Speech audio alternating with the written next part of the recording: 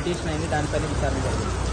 ఈరోజు గచ్చిబౌలి భూములన్నీ లక్షల కోట్లు, విశాఖపట్నం స్టీల్ ప్లాంట్ ని ఎలాగైతే 33 ఎకరాల్లో 19,000 ఎకరాల మిగిలింది. ఎకరం నువ్వు 50 కోట్లు వేసుకో, 400 ఎకరాలు 2.5 లక్షల కోట్లు.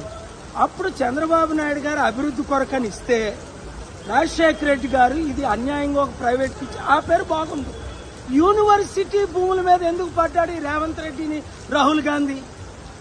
అరే నువ్వు యూత్కి న్యాయం చేస్తానన్నావు, మంచి చేస్తానన్నావు, ఉద్యోగాలు ఇవ్వట్లేదు, అభివృద్ధి చేయట్లేదు.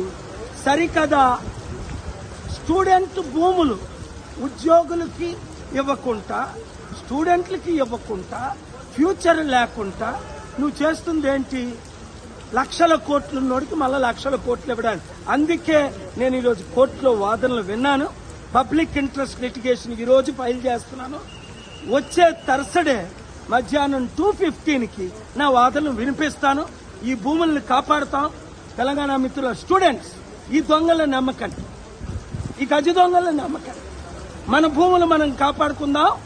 ఏ పొలిటికల్ పార్టీని నమ్మకండి. నేను మీతో ఉన్నా, మీరు నాతో ఉన్నారు, ప్రజలు మనతో ఉన్నారు, మీడియా మనతో ఉంది, దేవుడు మనతో ఉన్నాడు, సత్యం మనతో ఉంది. మనమే గెలుస్తాం. ఒకవేళ ఎవడైనా కొన్నా, అదానికి ఎలా బుద్ధి చెప్పామో 7 లక్షల కోట్లు ఆస్తి పోగొట్టి, అదాని కంటే పెద్దోడు ఈ దేశంలో లేడు, అంబానీ కంటే, వాళ్ళ మీదే కేసులేసి గుండె గీస్తున్నా అమ్ముతుంది మోదీ అయితే, కొంటుంది అదాని అయితే. మా భూములు నువ్వెవడరా అమ్మడానికి, కొనడానికి వాడెవడరా? కమాన్ కబడదా, వీ విల్ నాట్ స్పేర్.